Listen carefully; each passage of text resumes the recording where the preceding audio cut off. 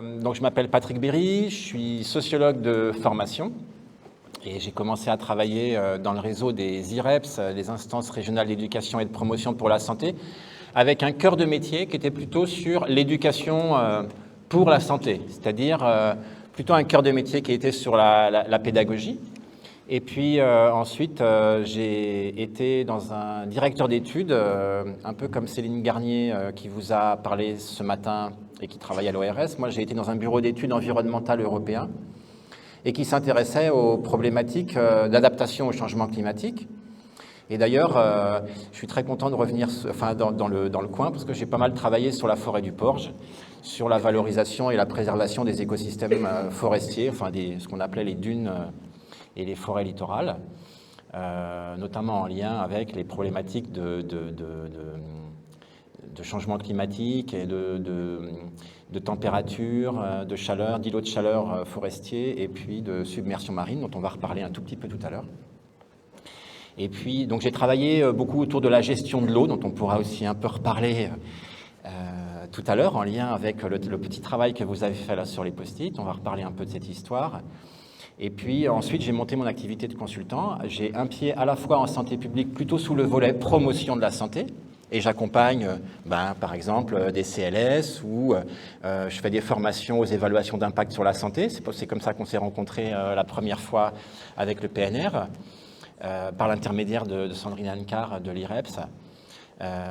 Et puis, j'accompagne beaucoup de collectivités autour des problématiques de santé et puis des problématiques environnementales sur comment on met en place des dynamiques d'adaptation, alors à la fois en milieu urbain, mais aussi en milieu rural.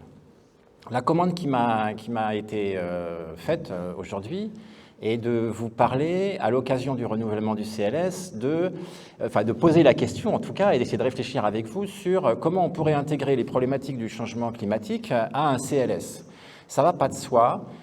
C'est vrai que la question est tout à fait pertinente, on est au bon moment, c'est-à-dire le renouvellement des CLS comme outil de politique publique, c'est l'occasion de remettre un peu l'ouvrage sur la table et de voir comment on a travaillé et comment on pourrait travailler autrement. Et ça me semble intéressant en tant qu'outil de politique publique qu'on revisite un peu les CLS, mais comme on pourrait revisiter les plans alimentaires territoriaux, les PCAET, les SRADET, etc. On peut revisiter l'ensemble des politiques publiques à l'aune du changement climatique. Alors, c'est une bonne occasion pour discuter de ça. Je pense que ça passe par des discussions de fond et par un temps de réflexion, et je pense qu'il ne faut pas aller trop vite. Vous savez, quand on regarde, tous les CLS en France ont un petit défaut, c'est que très très vite, ils vont sur des plans d'action. Mais c'est un défaut qui est inhérent à la structuration de la vie publique et politique française. Et je pense que justement, l'occasion de prendre le temps, de faire un pas de côté et de simplement se poser pour réfléchir et élaborer ensemble, réfléchir ensemble à la stratégie, me paraît tout à fait indispensable avant de se précipiter sur des plans d'action. Et je crois que l'occasion qui m'est donnée ici de réfléchir avec vous me plaît particulièrement. Je voudrais aussi, avant de commencer mon propos, juste saluer l'ambition de ce CLS pour accompagner quelques CLS en France, et notamment en Île-de-France et en Pays de la Loire. Saluer ici la clarté du CLS. Il y a 4 grands axes, il y a des objectifs, il n'y en a pas 150. On va revenir un peu sur cette question de la priorisation. Et je voudrais saluer cette ambition parce qu'elle me semble vraiment intéressante, et notamment par le fait, ne serait-ce que de se dire, mais tiens, pourquoi on ne réfléchirait pas à comment glisser du changement, matiner le CLS de changement climatique, comme on pourrait le matiner de 2 autres choses, c'est-à-dire la prise en compte des inégalités sociales de santé. Vous allez voir, je suis un tout petit peu vigilant sur le fait qu'un CLS puisse réduire les inégalités sociales de santé. Je pense que c'est ni leur objet, ni leur champ de compétences, ni leur capacité, au regard de qu'est-ce qui produit de l'inégalité. Par contre, un CLS a comme vocation centrale de prendre en compte ces inégalités sociales de santé, et vous allez voir que dans les problématiques d'adaptation, on va retrouver ces problématiques d'inégalité sociale et socio-économique de façon extrêmement crue. Et vous allez voir que les vulnérabilités dont a parlé Céline Garnier, notamment sur la pointe nord, ouest de votre territoire, on va les retrouver. Comme par hasard, c'est un territoire qui est particulièrement vulnérable aux problématiques d'adaptation. La troisième chose sur laquelle on pourrait matiner le CLS, donc on a changement climatique, on a inégalité sociale de santé, mais on aurait une troisième chose qui serait la participation. Donc, essayez peut-être de garder en toile de fond, comme un paysage, ces trois éléments, et moi je vais vous parler plutôt prioritairement des questions d'adaptation au changement climatique. Je vous fais un petit chemin en 5 étapes que j'espère pas trop longues. D'abord, quelques remarques préliminaires pour dessiner un peu quelques enjeux. Deuxièmement, on va revenir, même si c'est un peu rébarbatif pour vous, même si c'est un peu répétitif, mais il me semble que de se remettre un peu en tête, même rapidement, mais on parle de quoi au fait? Quand on parle de santé, de promotion de la santé, de déterminants de santé, très rapidement se dire, mais au fait, on parle de quoi? Troisièmement, je ferai un petit point sur, mais finalement, qu'est-ce qu'on entend par changement climatique et quel impact ça peut avoir sur les déterminants de santé? Alors vous allez voir que je ne vais pas tout développer, puisque j'ai entre 35 et 45 minutes, c'est un peu une gageure, donc je ne vais pas tout dire, mais je ferai certains zooms sur quelques problématiques qui me paraissent absolument centrales. Et puis, dans une perspective un peu d'appropriation concrète, on pourrait se dire, mais finalement, quels sont les leviers pour agir, quoi? C'est-à-dire, on a la main sur quoi et qui a la main sur quoi dans cette histoire? Et puis enfin, je conclurai par quelques repères un peu de méthode ou quelques idées. Voilà. En tout cas, entendez bien mon propos qui est non pas de faire un cours absolument exhaustif sur santé et changement climatique, ce n'est pas le propos ici. Le propos ici est de vous donner de la matière à penser, de la matière à réfléchir pour ensuite passer à l'étape de structurer le nouveau CLS. Alors, première étape, c'est quelques remarques préliminaires ou quelques enjeux si on se pose la question, mais comment on intègre la problématique du changement climatique au CLS? Le premier enjeu, c'est que, évidemment, il y a un enjeu de réponse à une urgence ou à ce qui nous paraît comme une urgence climatique. Alors, qui s'impose? Je me suis permis de marquer lentement. On ne peut que constater la lenteur de l'inclusion et de la prise en considération du changement climatique dans les politiques publiques françaises, qui reste encore à ce stade, on va dire, avec une mobilisation rhétorique importante, mais dans les faits, plutôt un émiettement. Et c'est peut-être aussi ça que l'on pourrait réfléchir sur le territoire du CLS, en tout cas le périmètre du CLS, c'est comment on évite l'émiettement des interventions et des actions. En tout cas, on va essayer de garder cette idée dans la poche. Et donc, on essaye de répondre à une urgence en sachant qu'on est pris dans un paradoxe qui est que face au changement climatique, il y a une urgence à changer alors que l'espèce humaine et les systèmes d'organisation qui structurent nos sociétés ne peuvent évoluer qu'extrêmement lentement. Et on est pris dans ce paradoxe-là qui constitue un pilier et une base de réflexion et non pas une contrainte ou un mur à araser et un paradoxe qu'il faudra éliminer. Je pense qu'il faut faire avec ce paradoxe. Il y a une urgence à changer et à se mobiliser. Pour autant, l'espèce humaine est une espèce animale qui évolue extrêmement lentement, qui apprend très peu collectivement, hormis de manière très formelle, qui a une capacité d'oubli importante, c'est ce qui nous structure, c'est ce qui fait qu'on reste encore debout et qu'on a une santé mentale à peu près potable, mais ça rend les choses un peu plus difficiles et on a des systèmes d'organisation extrêmement complexes qui sont extrêmement lents à bouger.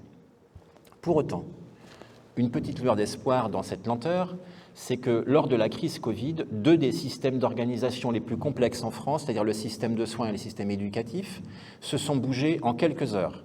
C'est-à-dire que, par exemple, le système éducatif français, face à la crise Covid, a appris le jeudi soir, les enseignants ont appris le jeudi soir qu'il fallait faire le cours le lundi matin en distanciel, et le lundi matin en distanciel, je pense que c'est plus de 85% des élèves ont eu des cours à distance, pour un système réputé ingouvernable et inchangeable. Et un changement de pratique absolument dingue.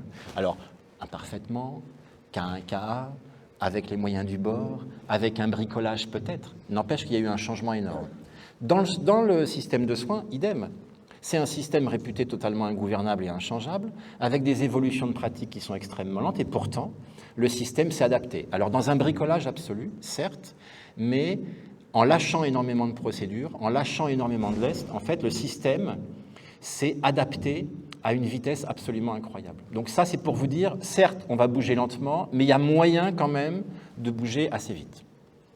Il y a un enjeu donc de changement, ou en tout cas d'évolution des pratiques professionnelles. Le deuxième enjeu auquel on aimerait répondre, c'est que inclure le changement climatique et l'adaptation au changement climatique dans un CLS, c'est faire un peu une réponse, c'est se mettre en ordre de bataille pour répondre à une préoccupation sociale des populations auxquelles on s'adresse.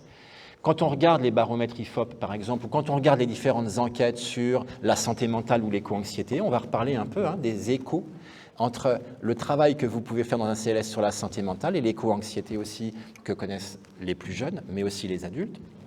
En fait, il me semble qu'une des missions d'un CLS, c'est quand même de répondre à la demande et aux besoins. Et or, il y a une demande sociale absolument forte, alors qui est plus forte sur les questions de santé que sur les préoccupations environnementales, notamment parce qu'en ce moment, la préoccupation dans les enquêtes en population générale montre que la préoccupation majeure, c'est les revenus, c'est l'emploi et c'est le prix de l'énergie et l'accès à l'alimentation. N'oubliez pas que, quand même, un Français sur 3 ne mange pas 3 repas par jour, quoi.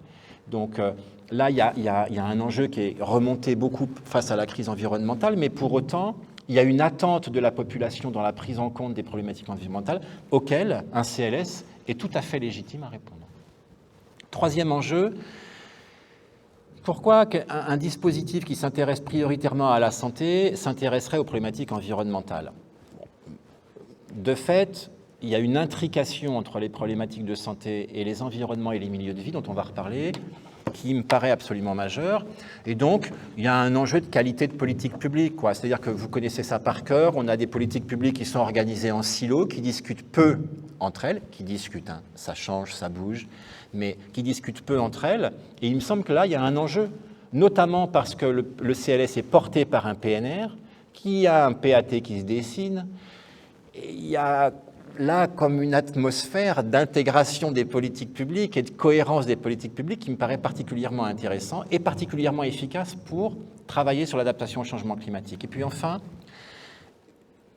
un enjeu d'élaboration d'une stratégie territoriale, c'est-à-dire qu'on arrête de cumuler des plans d'action, le PCAET, le PAT, le CLS, et on pourrait en citer bien d'autres, les PEL, etc., etc., qu'on arrête de cumuler des plans, qu'on se pose et qu'on réfléchisse de manière stratégique. C'est-à-dire, c'est quoi l'ambition dans 5 ans ?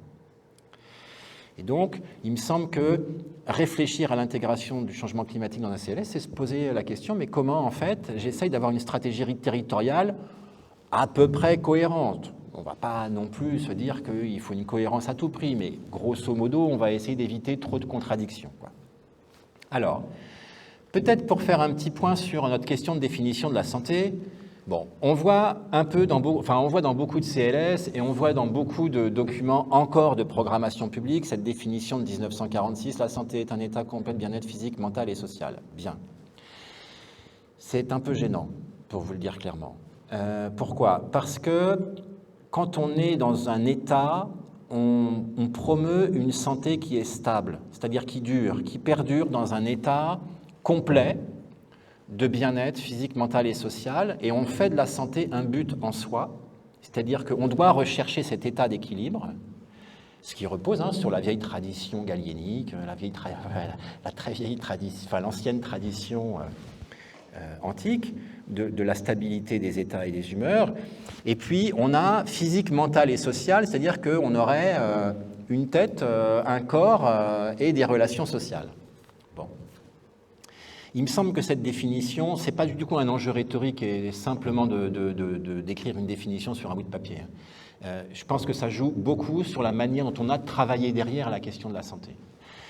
Qu'est-ce qui invalide cette définition ? La première chose qui invalide cette définition, c'est en lien avec un philosophe qui s'appelle Olivier Razac, qui nous dit, mais en fait, dire un état complet, ça angoisse tout le monde. Alors, c'est un peu caricatural, mais on a rarement dans la vie ressenti un état complet de bien-être physique, mental et social.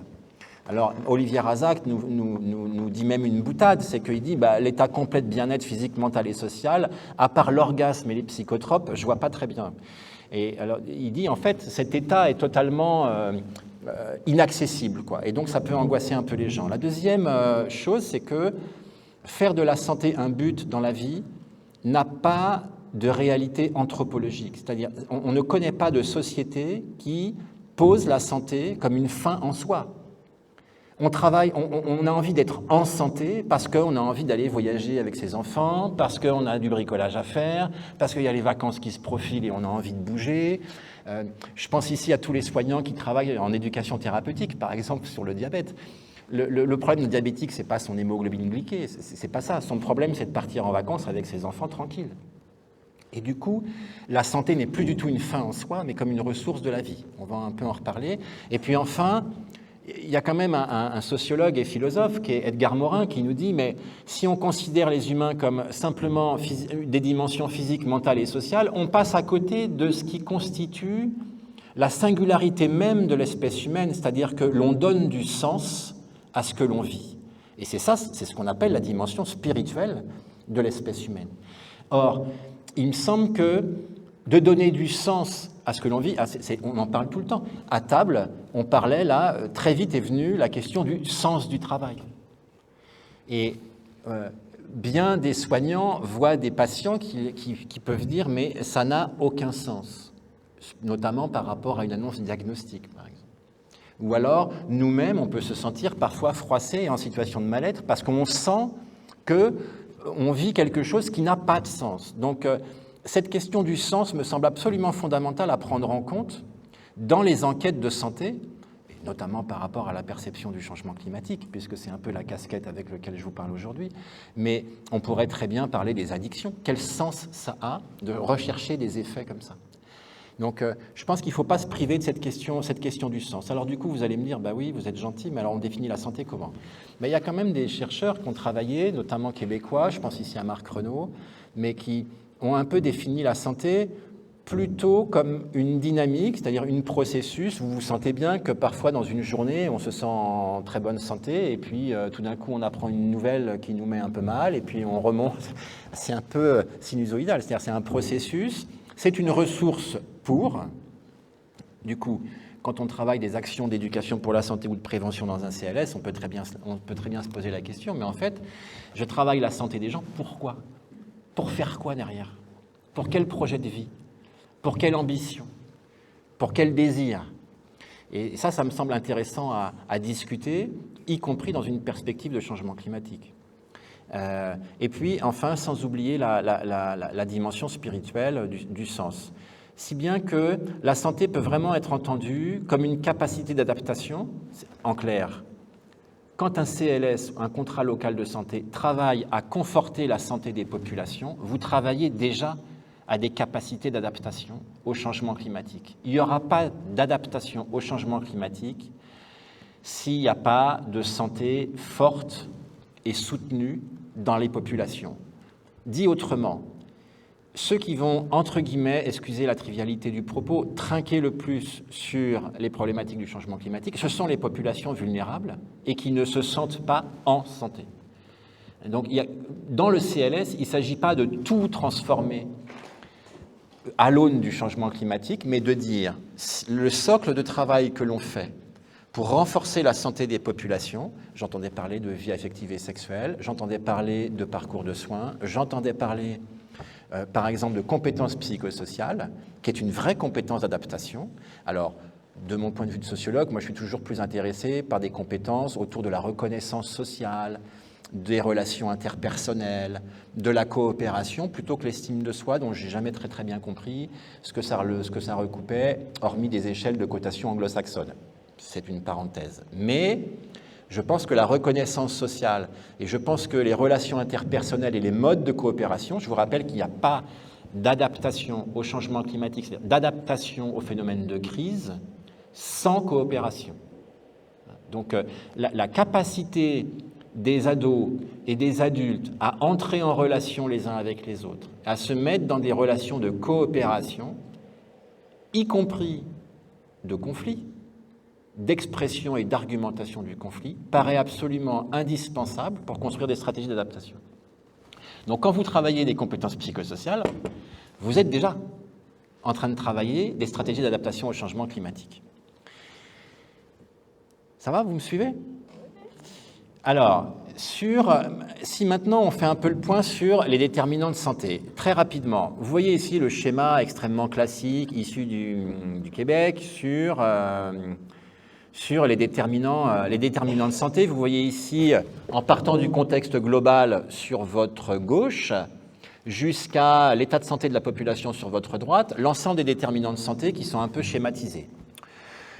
C'est forcément un schéma puisque tout est interrelié.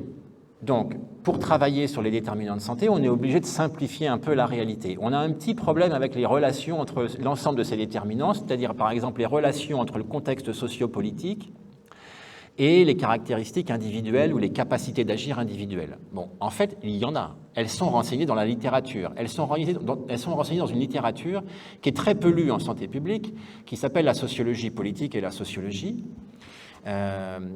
et auquel on fait très peu appel, mais ces liens sont bien évidemment renseignés. Je passe un peu rapidement là-dessus. C'était juste pour vous dire que cette cartographie des déterminants de santé, de mon point de vue, a une utilité qui est de dire, mais finalement, j'ai la main sur quoi? Est-ce que j'ai la main sur les contextes globaux? Si, par exemple, vous prenez l'alimentation, vous avez un contexte global européen qui est la PAC. Vous avez ensuite des systèmes de gestion par pays et par région, des systèmes agricoles. Je vous rappelle que le système alimentaire va de la production agricole jusqu'à la consommation finale, en passant par la transformation, le transport, l'offre et la consommation finale. Et donc, les systèmes de production s'organisent. Les milieux de vie, c'est par exemple le milieu familial. On sait bien que l'alimentation est principalement déterminée par les transmissions familiales. Et pour autant, on aimerait bien faire de l'éducation alimentaire, notamment dans une perspective d'adaptation au changement climatique. Vous voyez que, en fait, cette cartographie des déterminants de santé, elle organise les grandes familles de déterminants, nous pose la question, mais finalement, j'ai la main, moi, acteur dans le Médoc, j'ai la main sur quoi pour agir? Eh bien, principalement sur les milieux de vie, principalement sur les habitudes de vie, un peu sur les systèmes quand même. C'est-à-dire qu'il n'y a pas une déprise totale de notre influence sur les systèmes, notamment par des stratégies de plaidoyer, et dont on va reparler un tout petit peu après. Que nous dit trois points un peu très rapides sur cette cartographie des déterminants. Elle nous invite à nous dégager des seules approches comportementalistes et par habitude de vie en nous disant, en fait, les déterminants sociopolitiques et socio-économiques et socio-environnementaux de la santé sont absolument majeurs parce que ça oriente nos manières de faire, ça oriente nos habitudes et nos comportements, et donc peut-être qu'il y a un équilibre à chercher dans nos interventions, mais ça correspond à l'axe, aux deux axes, en tout cas du CLS. Il y avait un axe qui était plutôt sur compétences individuelles, même si ce n'est pas dit comme ça dans le CLS, et un autre qui était plutôt sur aménagement des milieux. Donc, dans toutes nos actions, il me semble, en promotion de la santé, il me semble qu'on aurait avantage à réfléchir à, mais au fait, quel équilibre je fais entre mon intervention sur le milieu de vie et les habitudes individuelles. Je pense ici, par exemple, aux interventions dans des foyers de jeunes. Comment j'interviens sur les habitudes individuelles des jeunes, par exemple dans ce foyer, et comment en même temps je travaille l'amélioration du milieu de vie dans le foyer. Toujours essayer de pondérer cet équilibre. Et puis, troisième point, il me semble que quand on n'a pas la main sur quelque chose, on fait des alliances. Et je pense que la promotion de la santé, en tout cas la santé publique dans sa version classique, a un peu trop tendance à vouloir faire cavalier seul et à toujours vouloir réinventer la Lune. Vous savez que la santé publique a une ambition de changer la vie, changer le monde, mais avec 3 francs 4 cacahuètes. On est parmi les politiques publiques les plus pauvres, on est quand même parmi les plus mal dotés, mais avec des ambitions les plus folles. Donc, je pense qu'il faut être un peu humble dans ses ambitions et faire avec les moyens du bord. Je pense que ça, c'est intéressant pour ne pas nous-mêmes nous exposer à du mal-être, à une perte de sens au travail, à un sentiment d'inutilité, à un épuisement professionnel. Enfin, il faut aussi prendre un peu soin de nous. Donc, je pense que pour prendre soin de nous, parfois, plutôt que de faire des interventions, et il vaut mieux aller voir les copains d'à côté et faire des alliances. Je vais discuter un tout petit peu avec vous de cette histoire d'alliance, et puis d'être très au clair sur quoi j'ai la main et sur quoi les autres ont la main, par exemple. On va rediscuter de ça concrètement. Alors, on se dit, on va avoir des approches par déterminants de santé. Dans un CLS, on pourrait très bien cartographier, mais tiens, quel déterminant de santé je vise dans la stratégie d'un CLS? Quel déterminant de santé je touche? Un autre point à vous présenter un peu rapidement, c'est du coup comment on promeut la santé des gens. C'est une vieille charte que je vous présente là, qui est la charte d'Ottawa, que vous connaissez sûrement, qui est quand même maintenant datée, on n'ose même plus dire sa date d'élaboration. Ça a été écrit sur un coin de table en buvant des bières par 4 chercheurs, mais ça a quand même révolutionné la manière de faire de la promotion de la santé. Qu'est-ce que ça nous raconte? Ça nous raconte que si on veut promouvoir la santé des gens, il faut travailler de manière concomitante sur 5 axes. Concomitante. Et ça peut être une très bonne grille de lecture, de qualité, de toutes les actions qui sont faites dans un CLS. Par exemple, on pourrait regarder le niveau d'implication et de participation des populations dans les actions. De quelle manière on a conforté ce que les anglo-saxons appellent les aptitudes individuelles. Nous, on a plutôt l'habitude de dire des capacités ou des compétences. Dans quelle mesure on a renforcé les savoir-faire et les savoir-être des gens. Ensuite, comment on a travaillé à des milieux favorables, le fameux milieu ambiant, les milieux de vie.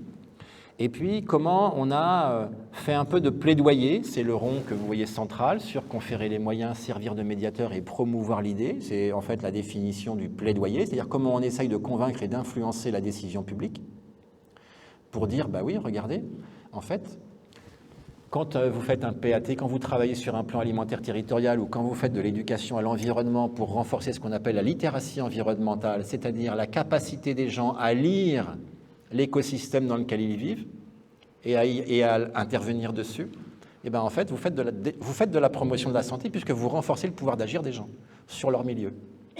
Et donc, je pense que de se mettre en capacité de plaidoyer est aussi intéressante. Et puis, il y a évidemment la réorientation des services de santé. C'est un peu daté, je ne détaille pas.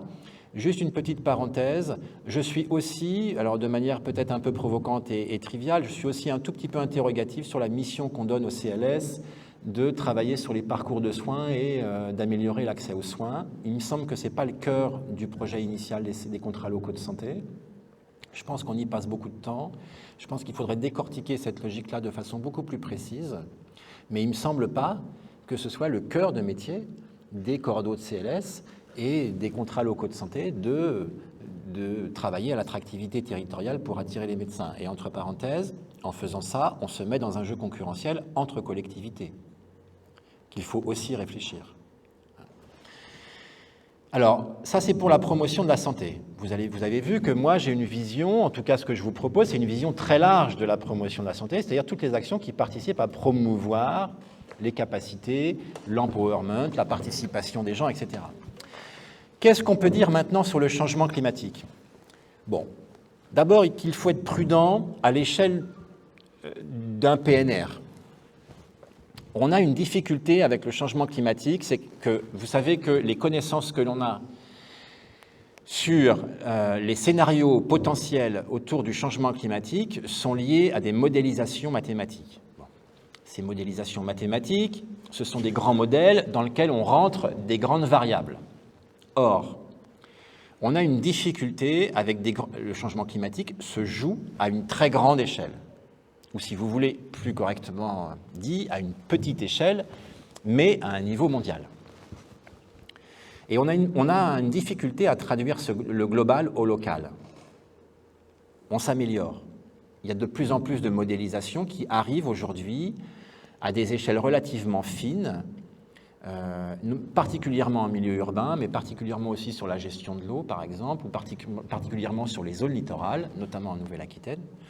On arrive à avoir des modélisations un peu plus fines, mais on a une vraie question d'échelle. On a une incompréhension assez nette entre les boucles de rétroaction, c'est-à-dire les interrelations entre toutes les variables. On l'a vu là avec l'été indien que l'on vient de vivre. Et puis on a un peu de mal aussi avec les variables qu'on appelle fluctuantes et incertaines, c'est-à-dire tout d'un coup ce qu'on appelle en santé publique et en épidémiologie les données aberrantes, c'est-à-dire qui sortent un peu de la moyenne. On a un peu de mal à les traiter et à les intégrer dans le système. Tout ça pour vous dire que, attention, on a une visibilité de ce qui va se passer, grosso modo, sur le PNR-Médoc, mais c'est quand même une visibilité assez large, hein. C'est quand même à grands traits. Et donc, il faut il faut être prudent en tout cas et avoir un peu d'humilité dans ce qu'on raconte. Deuxièmement, je pense que sur l'adaptation au changement climatique, il faut toujours avoir un équilibre important entre ce que racontent les données de la science, c'est-à-dire les modélisations dont je vous parle, qui nous disent, par exemple, qu'il y a une augmentation de 0,2 par année, ou on est à plus 1,5, ou on est à plus 1,6, où le régime de précipitation sera tel et tel. Bon, il faut un peu de prudence avec ces données de la science, mais elles sont intéressantes et indispensables, mais il faut toujours les contrebalancer avec les données issues de l'expérience des gens. Il n'y a pas de données probantes qui existent sans données expérientielles, le vécu. Hein. Et le vécu, il se jauge à l'aune de la mémoire des gens et sur la manière dont les gens se projettent. Ça vous paraît un discours un peu large, mais par exemple, dans un diagnostic santé, sur un contrat local de santé, on a une dimension qui est la santé mentale. On en parlait tout à l'heure avec Céline Garnier. Or, on pourrait très bien penser qu'on aille demander aux gens sur la santé mentale 2-3 questions sur la perception du changement climatique ou sur l'éco-anxiété, par exemple. Donc, quand on dit qu'il y a toujours une balance à faire entre les données de la science et ce que pensent et ce que vivent les gens, c'est un discours qui peut vous paraître un peu déconnecté du terrain ou un peu théorique, mais en fait, on parle de choses extrêmement concrètes. Sur un diagnostic local de santé, on pourrait très bien inclure la manière dont les gens vivent les choses. On a un diagnostic santé qui, par exemple, nous dit il y a le recours aux soins, il y a 4,4 consultations potentielles par médecin généraliste. Mais ce qui serait intéressant, c'est de pondérer cette histoire avec ce que pensent les gens.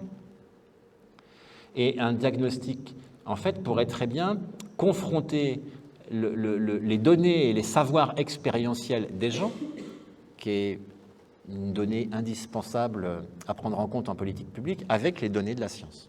Donc je pense que là, il faut aussi contrebalancer. Les gens ont beaucoup de choses à vous raconter sur le changement climatique, et c'est pour ça qu'on travaille, nous, sur les phénomènes d'adaptation, énormément à la mise en récit. Racontez-nous comment vous vivez le changement climatique, etc. Ça pourrait être bien intéressant de faire ce qu'on appelle du collectage.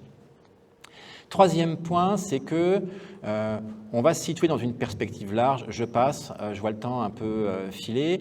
Et puis enfin, il ne faut pas oublier que la toile de fond du changement climatique, mais comme la toile de fond de renouvellement d'un CLS, c'est qu'on se situe évidemment dans une perspective de changement climatique, alors avec des rhétoriques plus ou moins apocalyptiques, hein, ce que Jean-Christophe Jeudi, un philosophe, appelle un peu le désir de catastrophe, c'est-à-dire que tout d'un coup, il y a une fascination sur cette espèce de catastrophe qui nous arrive. Et pour autant, il y a encore un peu 2-3 choses à faire. C'est-à-dire qu'il y a des stratégies d'adaptation, on ne va pas avoir le choix. Hein, autant l'atténuation me paraît complexe, autant l'adaptation va nous être indispensable. Et donc, on a, nous, une capacité d'adaptation à conforter. On a à travailler avec les populations avec lesquelles on travaille pour conforter leur capacité d'adaptation, très en lien avec la santé. Et puis, on a une préoccupation éthique à développer pour les populations les plus vulnérables. Mais il ne faut pas oublier que ce changement climatique arrive à un moment où il y a une crise sociale absolument majeure.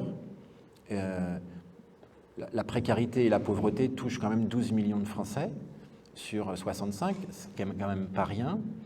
On a quand même une problématique de relégation sociale, pour employer un terme sociologique, qui est extrêmement importante, et on ne peut pas le passer sous silence, de même que la crise démocratique, c'est-à-dire que, et qui s'exprime majoritairement, on le voit dans les travaux en sociopolitique, sur une crise de confiance envers les systèmes de gouvernance. Or, un des points majeurs de l'adaptation aux crises ou de l'adaptation au changement climatique, c'est fondamentalement la confiance accordée par les citoyens au système de gouvernance. Je vous donne un seul exemple, c'est que lors de la submersion marine de Xynthia, ce qui a péché majoritairement, c'est la confiance qu'avaient les populations sur l'île de Noirmoutier envers la gouvernance des ouvrages de protection de l'île.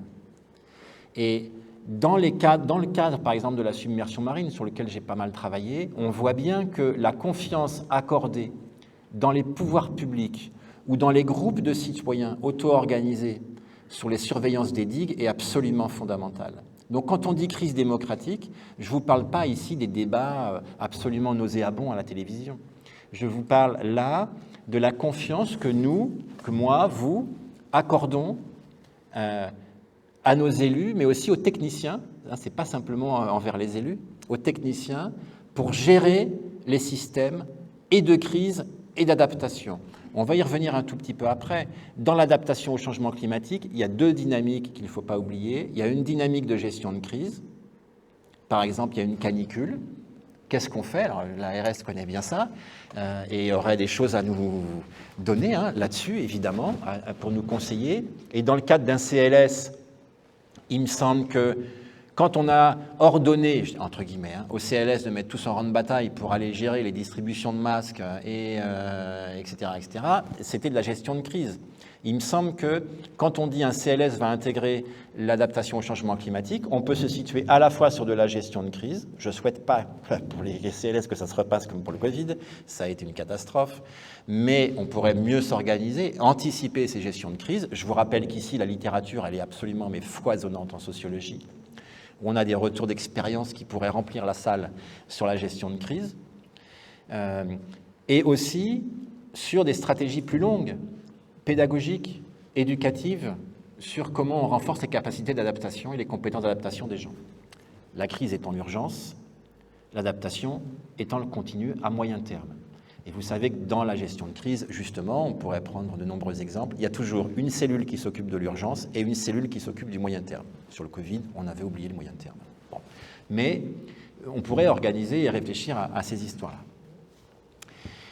Alors, ici, je vous présente ce qu'on appelle une matrice d'impact, très triviale, très rudimentaire, mais qui présente juste quelques zooms sur le changement climatique. Comment on pourrait caractériser les tendances climatiques? Grosso modo, je vous ai mis ici les grandes caractéristiques du changement climatique, c'est-à-dire une augmentation de la fréquence et de l'intensité des événements climatiques extrêmes.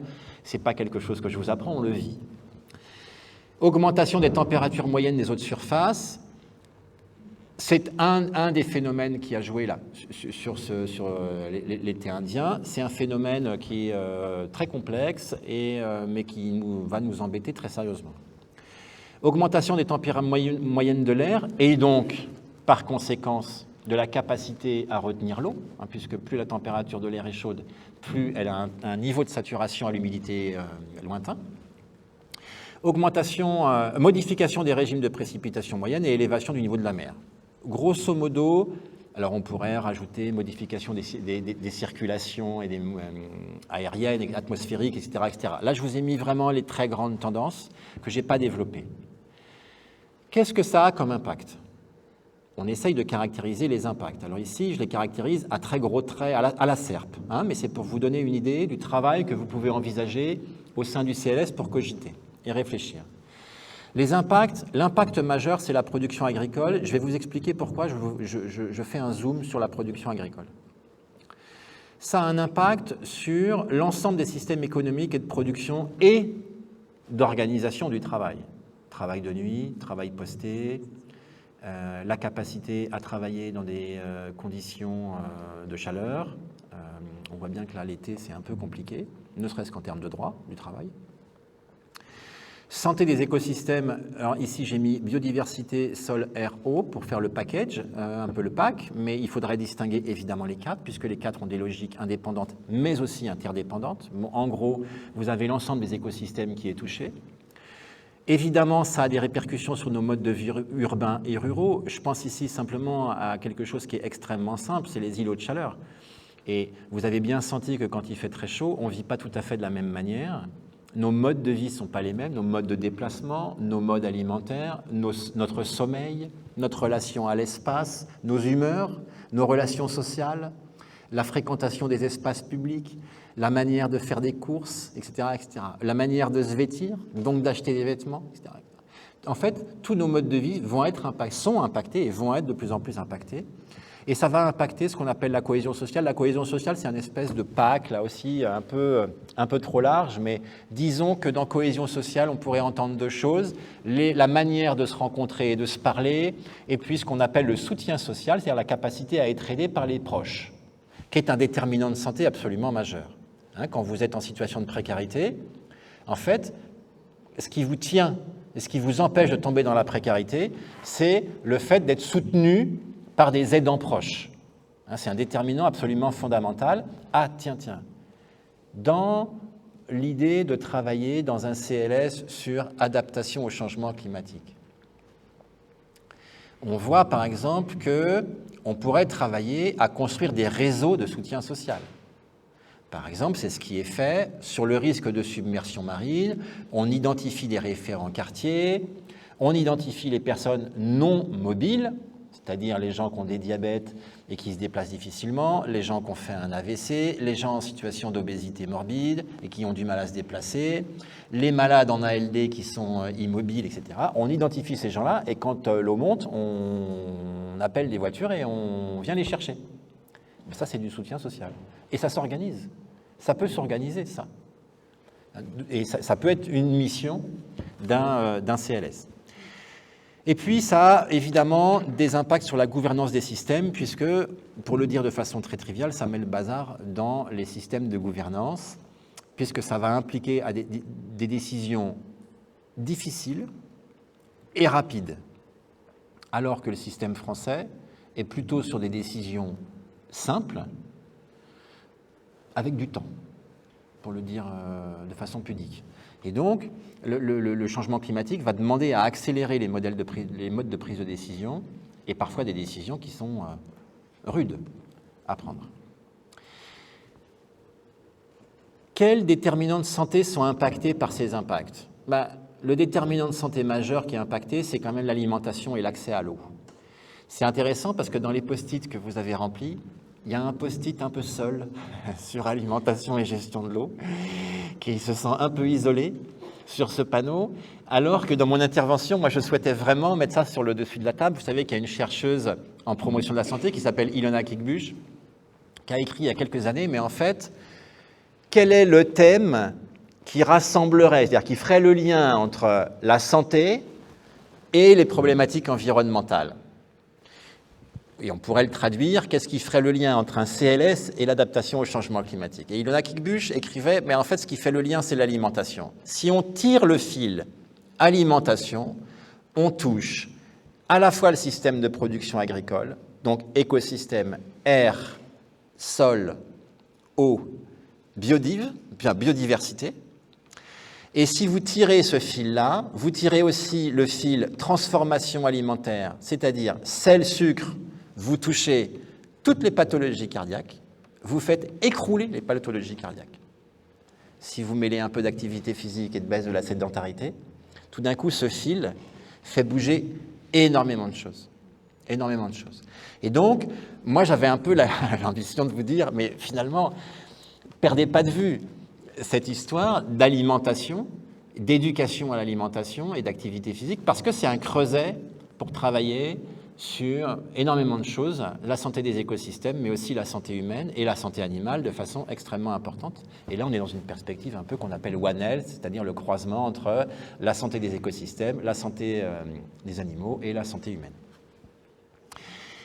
Donc, on a alimentation et accès à l'eau. Je passe sur l'accès à l'eau parce que je risque d'être extrêmement bavard sur ce sujet, mais l'accès à la ressource en eau potable est et va être le sujet sur la table.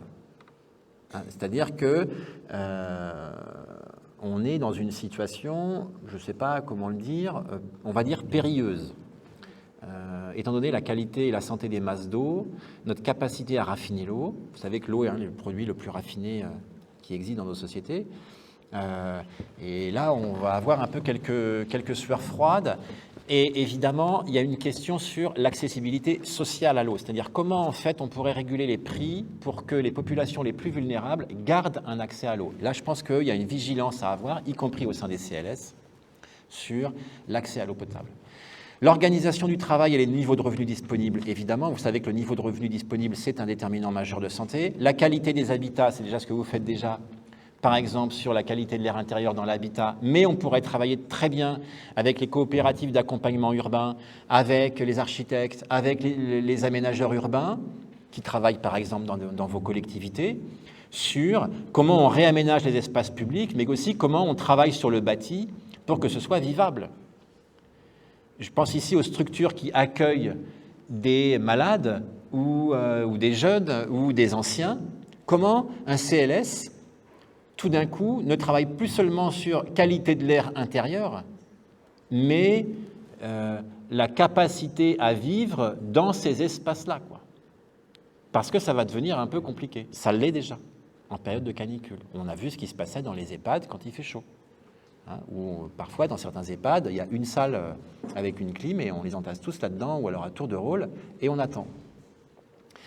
Il faut se mettre en ordre de bataille. Et il me semble que ça pourrait très bien être un axe de réflexion d'un CLS, alors pas pour le faire tout seul, mais pour tisser des alliances, pour le faire avec d'autres. Les sociabilités et le soutien social, je pense que là, organiser des collectifs, un peu de réflexion sur « Ah mais tiens, et ma santé, le changement climatique », voilà, commencer à faire un peu une dynamique sociale autour de cette histoire me paraîtrait intéressant. Les niveaux de confiance dans la gouvernance, on pourra en reparler aussi, je ne développe pas, et puis la qualité des écosystèmes. Évidemment, tout ça a une influence sur la santé physique, la santé mentale. Alors la santé physique, on le voit bien, avec l'apparition de nouvelles pathologies. La santé mentale avec l'éco-anxiété, si on veut vraiment faire un lien avec l'adaptation au changement climatique. C'est pas rien. Je pense qu'aujourd'hui, on a des générations de jeunes ados, enfin, on va dire à partir de 12 ans, puisqu'on a des données dans les enquêtes à partir de 12 ans, et ensuite jusqu'aux jeunes adultes, c'est-à-dire jusqu'à 24-25 ans, qui sont dans des problématiques où la santé mentale est particulièrement altérée, et par la rhétorique et par la réalité du changement climatique. Et je pense que, par exemple, dans des interventions au sein d'un CLS sur les compétences psychosociales, on pourrait très bien réfléchir avec les jeunes sur « Ah, mais j'en suis où, moi, de ma perception du changement climatique ?» Et qu'est-ce que ça crée chez moi?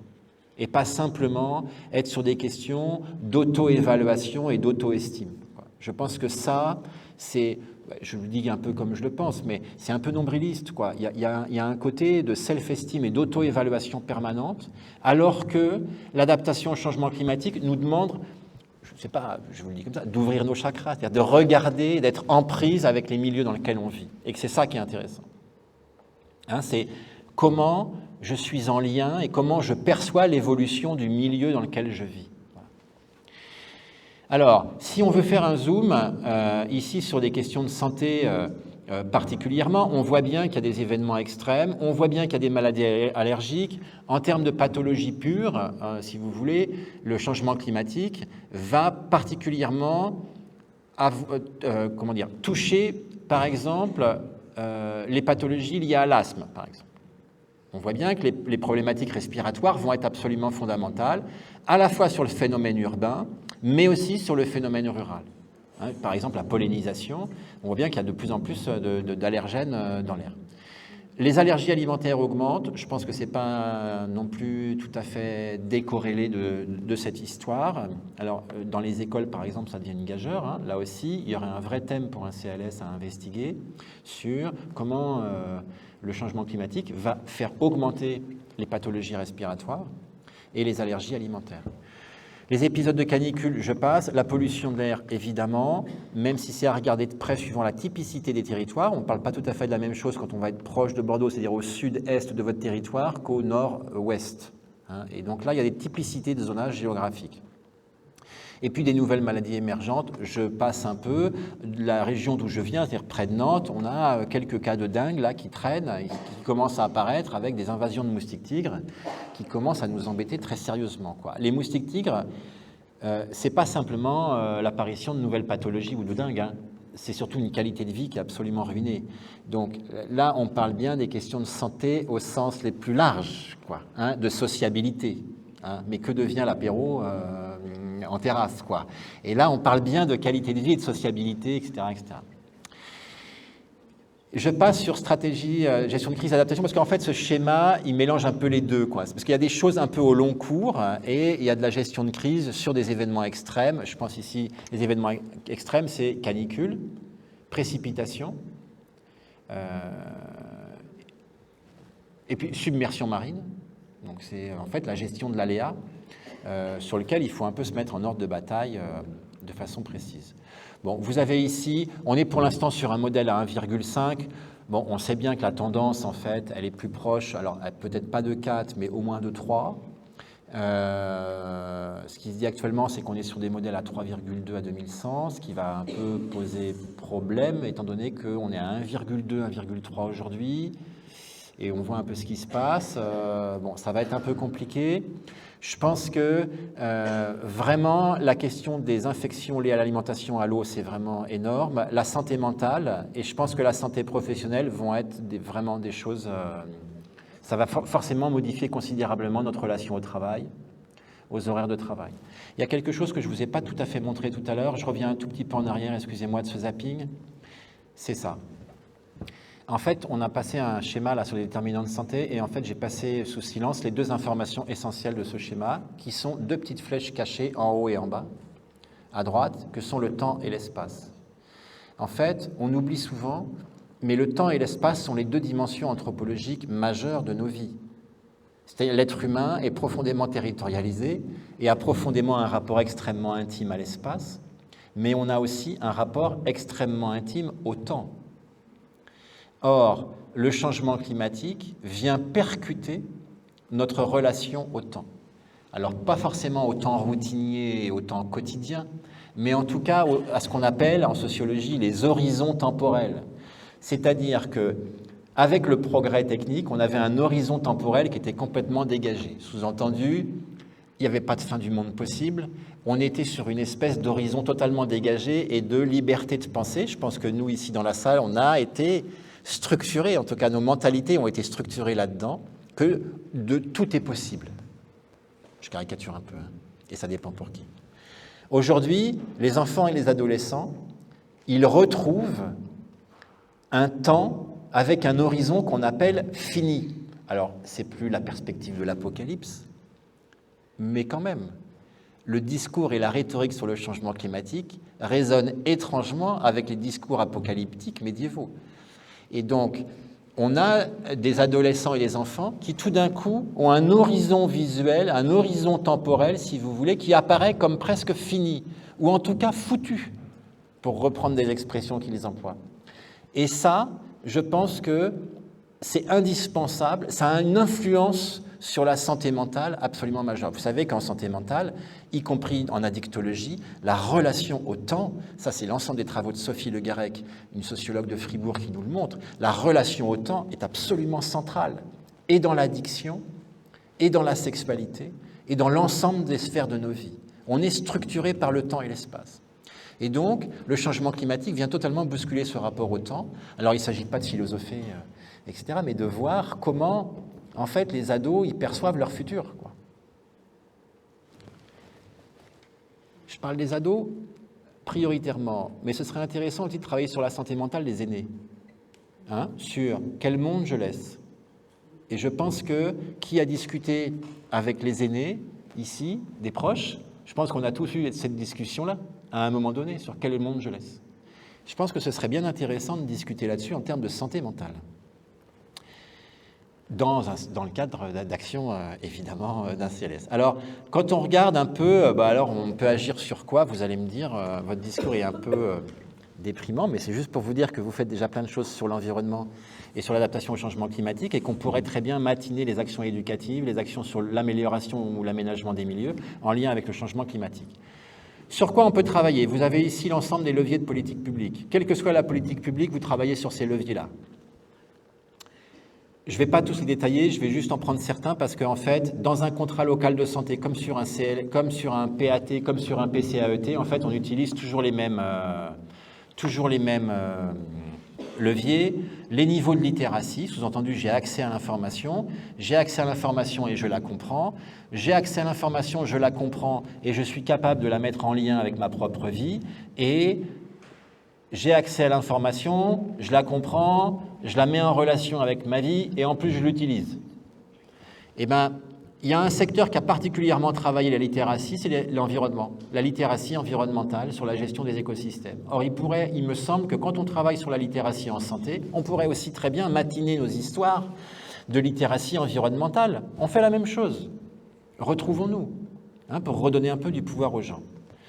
Apprentissage et sentiment de compétence, c'est pas très compliqué. On a là affaire à toutes les stratégies éducatives. Éducation pour la santé, éducation à l'environnement, éducation familiale, éducation populaire. En fait, on augmente le niveau de compétence des gens. Ici, je passe sur empowerment. Je vous rappelle que l'empowerment, c'est un mot qui est utilisé à tort et à travers pour dire on va augmenter le pouvoir des gens. Je vous rappelle qu'en sociologie, le pouvoir d'une personne, c'est le rapport entre sa capacité à faire et ce que lui permet mon environnement. Par exemple, si je pense ici, je ne sais pas, pouvoir vous faire aller tous et toutes dehors, mais si les portes sont fermées, j'ai un empowerment qui est nul. C'est-à-dire que, vous voyez ce que je veux dire? C'est-à-dire que l'empowerment d'une personne, ce n'est pas simplement un attribut à soi, ce n'est pas un stock qu'on possède. L'empowerment, c'est forcément un rapport entre ce que moi je me sens capable de faire, mais ce qu'on m'autorise à faire aussi. Vous me voyez venir? Ça veut dire que quand on travaille l'empowerment des gens, il ne faut pas travailler simplement sur les compétences individuelles, il faut travailler sur la compétence individuelle et ce qu'on appelle les milieux capacitants, c'est-à-dire que qu'est-ce qu'autorise le milieu de vie dans lequel je suis. Plaidoyer et aide à la décision, je pense que ça c'est dans le cadre d'un CLS. On pourrait développer, c'est déjà fait, puisque j'ai vu qu'il y avait un axe stratégique là-dessus, on pourrait très bien développer l'axe du plaidoyer, c'est-à-dire aller expliquer aux urbanistes, aux paysagistes qui sont dans le coin et qui sont à l'autre bout du couloir ou à la porte à côté, les gens qui font de l'éducation à l'environnement, comment nous, en santé, on entrevoit la littératie en santé, puis eux nous expliquent comment ils conçoivent l'éducation à l'environnement, etc. En gros, comment on se met en capacité à la fois d'expliquer ce que l'on fait et des liens possibles entre nos pratiques. Par exemple, quand un PAT va dire on va faire des actions d'éducation à l'alimentation et que dans un CLS, on a des actions d'éducation à la nutrition, c'est-à-dire alimentation plus activité physique, peut-être qu'il y aurait quelques liens à faire sur un socle commun d'intervention, sur des évaluations communes, sur tiens, comment toi qui fais de l'éducation à l'alimentation, l'éducation à l'environnement, tu participes de la santé des gens, et comment toi qui, du domaine de la santé, fais de l'éducation à la nutrition, peut-être participes-tu à la littératie environnementale. Donc la mise en lien, en fait, et la potentialisation de ce qui se fait. Et puis, partenariat et coopération, je pense qu'il faut tisser des alliances. Je pense que vous êtes ici sur un territoire particulièrement verni, c'est-à-dire que le CLS est porté par un PNR, ce qui est quand même pas banal. Il y a un PAT qui se dessine, ça tombe bien. Il y a un PSCAET qui est structuré, c'est une chance. Donc je pense que vous pouvez très bien regarder les choses. Quand je parle ici, je n'oublie pas du tout le monde du soin, qui peut très bien s'intéresser à l'ensemble de ces histoires d'adaptation au changement climatique et que par ailleurs, il y a du boulot, quoi, sur les lieux de soins et adaptation au changement climatique, notamment en lien avec les mobilités. Là, il y a aussi un peu des choses, y compris en gestion de crise, sur l'urgence et sur le risque de submersion marine. Et puis, la mise en cohérence et l'amélioration des pratiques professionnelles, il y a des formations à faire. Il y a des temps d'échange à avoir entre vous, entre monde de la santé, entre guillemets, classique, c'est-à-dire déjà intégré dans le CLS, mais aussi en faisant rentrer un peu des têtes nouvelles issues du monde environnemental, sur comment on travaille, comment on peut matiner un peu nos approches et comment on peut s'y prendre. Parfois, il vaut mieux intervenir un peu moins et se mettre plus en lien, peut-être. Point d'interrogation. Je vous passe les autres leviers, c'est plutôt l'aménagement des milieux. Là, c'est clairement ce qu'on appelle, alors faussement et de façon très maladroite, en France, l'urbanisme favorable à la santé. En fait, on est plutôt sur de l'aménagement favorable à la santé. Et là, il y a des choses tout à fait intéressantes à faire sur l'aménagement des milieux, mais ça peut aussi être l'aménagement des habitats, enfin des intérieurs. Je vous passe un peu tout ce qui est réglementation, intervention foncière. Je ne suis pas sûr que ça joue beaucoup sur les CLS, quoique sur l'implantation du MSP, pourquoi pas. On pourrait avoir de la préemption foncière de la part des collectivités. Ça joue beaucoup sur les PAT. Par contre, le plan alimentaire territorial, les collectivités, elles peuvent faire de la préemption de terrain et l'attribution de zones pour faire du bio. Méfiez-vous à la SAFER quand même, qui est un peu sur les dents avec cette histoire. Mais ça peut quand même se tenter. Et puis l'incitation financière, ben, ça peut très bien se faire. On peut parler ici des chèques transport. Il y avait une question par exemple sur les mobilités là, avec la pointe sur les mobilités des personnes qui ne se déplacent pas. Est-ce que c'est les services à la demande? Mais effectivement, Céline Garnier le disait, ça ne marche pas très très bien. Est-ce qu'on pourrait faire un peu d'incitation financière aussi pour des transports privés? Je ne sais pas comment ça fonctionne. Très sincèrement, je n'ai pas de compétences là-dessus. Mais enfin voilà, il y a des petites choses qui sont faisables. Alors concrètement, première chose à vous dire, ne pas vouloir tout faire. Voilà, je pense qu'il vaut mieux dans un CLS prioriser, faire moins et faire mieux que de vouloir embrasser trop large. Parce qu'il faut aussi se rendre compte que les CLS, c'est tout petit. Et que quand on n'a même pas un équivalent temps plein pour coordonner un CLS, il ne faut pas être trop ambitieux. Parce que ça déstabilise la personne qui porte et qui coordonne le CLS, d'abord, en termes de santé au travail. Et puis, il vaut mieux faire moins, mieux, plus intense, plus profond, avec du sens, que de vouloir embrasser trop large et avoir des évaluations un peu ravageuses au bout de 3-4 ans. Donc, prioriser, c'est-à-dire identifier des thèmes vraiment fondamentaux. Alors ici, vous avez déjà priorisé en grande partie, quoi. Je pense qu'il y a une priorisation sur les axes. J'ai lu qu'il y avait une priorisation sur les objectifs. Alors il y a peut-être une priorisation sur les actions. C'est peut-être ça hein, sur lequel vous pourriez vous améliorer et avancer. Mais en tout cas, ne vous privez pas de vous dire on ne va pas tout faire. On ne peut pas tout faire. Parce qu'il faut faire avec les moyens que vous avez.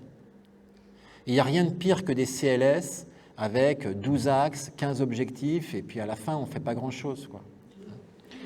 Deuxièmement, vous interrogez sur qu'est-ce qui fait vraiment effet levier sur la réalité des gens, sur la vie des gens. Et donc, dans l'idée de mettre en lien avec l'adaptation au changement climatique, ce serait de se dire on va identifier des thèmes qui se recoupent entre santé et changement climatique. Je vous en ai déjà donné. Alimentation, santé mentale, aménagement des milieux et sociabilité. Bon. Il y a peut-être aussi une question d'identification des populations vulnérables, très bien décrite par Céline Garnier ce matin, c'est-à-dire, alors ce n'est pas les jeunes en insertion, c'est justement, je me suis trompé, c'est justement les jeunes qui sont sortis de l'insertion. Il y a toutes les personnes vulnérables qui sont, par exemple, non mobiles ou en situation d'ALD pour des raisons importantes de santé. Et puis, il y a les travailleurs saisonniers, hein, que vous avez beaucoup ramenés ici. Je pense que là, il y a une question de précarité, de non-accès à l'eau, enfin, aux services élémentaires hein, de vie, mais qui, de mon point de vue, l'accès à l'eau aux saisonniers relève plus du droit que de l'éducation. Hein, c'est-à-dire qu'un employeur est tenu de donner de l'eau et des conditions dignes de travail. Je veux dire, là... le droit est imparable. Mais pour autant, je pense qu'il y a un gros travail à faire avec les travailleurs saisonniers. On en avait parlé lors de la formation sur l'évaluation d'impact ici. Là, j'ai revu un peu, beaucoup cité là, sur les post-it. Il y a peut-être des zonages prioritaires. Alors, je sais qu'en France, c'est un peu compliqué, y compris au sein d'un CLS, parce qu'on a une idée d'équité territoriale particulièrement importante, et peut-être qu'il y a des zonages prioritaires à faire hein, dans votre CLS. Peut-être que la pointe nord, là, ouest, elle est quand même un peu à regarder, le centre aussi. Enfin, voilà, je pense qu'il ne faut pas se priver, parfois, ce qu'on appelle d'universalisme proportionné, c'est-à-dire qu'on va favoriser un peu certaines catégories de population et certains territoires parce qu'il y a des inégalités crasses et qu'il faut s'en occuper. Et puis enfin, identifier les coopérations, je vous en ai mis 4 ici. Le plan alimentaire territorial, bien évidemment, parce qu'en fait, le socle du plan alimentaire territorial, ce n'est pas le système de production agricole. Le système de production agricole, il est majoritairement orienté par la politique européenne et par la région, qui est son relais. Mais le PAT a une vraie compétence sur éducation alimentaire, sur le jardinage partagé, par exemple, sur l'offre alimentaire complémentaire, sur le circuit local et le circuit court. Et donc là, il y a vraiment des liens à construire. Je pense que sur l'aménagement urbain, en termes d'aménagement favorable à la santé, en plus vous êtes à des échelles ici géographiques qui sont particulièrement faciles à travailler, il y a vraiment des liens là à faire, y compris sur les questions de mobilité. L'éducation à l'environnement, il me semble que quand on est un PNR et un CLS, là, il y a des liens qui sont vraiment intrinsèques et extrêmement intenses. Et puis, avec le domaine, effectivement, de la sphère sociale, je pense qu'il y a vraiment des alliances à créer dans l'idée que le changement climatique impacte les personnes, impacte le plus, forcément, les populations les plus vulnérables. Donc là, il y a un peu des liens à faire sur comment on se préoccupe de ceux qui sont le moins en capacité de s'adapter. Alors, il y a 3 niveaux d'intervention. Il y a peut-être des interventions directes auprès des populations. Il y a ce que les autres peuvent faire, et puis ce qui se fait dans le coin. Je pense que la question intéressante à poser pour chaque action que vous mettez dans un CLS, c'est finalement, en quoi cette action elle participe de l'adaptation au changement climatique? Peut-être pas, ou peut-être simplement pour augmenter ou conforter la santé des gens, et c'est déjà pas mal, mais ça peut être aussi d'autres réponses. Le deuxième niveau d'intervention, c'est les partenariats. En quoi, et la question à se poser, c'est en quoi ces partenariats peuvent participer à la santé, mais aussi l'adaptation au changement climatique. Et puis le plaidoyer, c'est comment on fait connaître les contributions respectives. Une autre manière de le dire, c'est que dans un CLS, il pourrait y avoir 4 blocs. Ce serait des actions qui relèvent du domaine classique de la santé, je pense, éducation, vie affective et sexuelle. Alors, accès aux soins, même si je suis un peu dubitatif sur cette question-là, parce que je pense que c'est plus lié au CPTS, puis en plus, les CPTS, ils ont l'argent pour, alors que les CLS, non. Je le dis de manière un peu bougonne, mais on peut en rediscuter. La santé au travail, la qualité de l'air intérieur. Il y a des actions mixtes au sein d'un CLS, c'est-à-dire que l'éducation à l'alimentation, les aménagements favorables à la santé, la renaturation des espaces publics, en fait, c'est des actions qui sont comprises dans le CLS, mais qui participent très directement de l'adaptation au changement climatique. Il y a des partenariats, et puis enfin, il y a des plaidoyers. Ce seraient un peu les 4 blocs un peu transversaux du CLS, mais que vous retrouvez dans le CLS déjà, l'ancien CLS. Alors, en résumé, et pour finir, parce que j'ai été un peu long, les enjeux majeurs, un enjeu à ne pas se perdre. Je pense qu'il ne faut pas vouloir, encore une fois, tout faire et embrasser trop large. Un enjeu à équilibrer entre ce qui relève de la stratégie de santé que vous avez déjà et qui est socle sur ce CLS, pas tout changer, mais se poser la question, en quoi ce que je fais déjà contribue à l'adaptation au changement climatique et comment je peux un peu matiner mes actions de santé de plus d'adaptation au changement climatique, point d'interrogation, et modestement, en lien avec notamment l'éducation et l'aménagement des milieux. Un enjeu populationnel fort, je pense que vous avez avantage, en termes d'efficacité, à vous focaliser sur les populations les plus vulnérables, parce que ce sont elles qui vont être le plus touchées par les problématiques climatiques. Et puis, un enjeu à tisser les alliances, c'est-à-dire à rendre visibles les liens entre ce que vous faites en santé et en quoi ça contribue à l'adaptation, et en quoi ce qui se fait sur le social et l'environnement participe à la santé. Et pour ça, on a des outils un peu, des matrices d'impact, on a des manières de caractériser ces liens qui peuvent très largement vous aider. J'ai été un peu long, je m'excuse, c'était de la matière à penser. Voilà, on a du temps un peu pour les échanges. Merci à vous.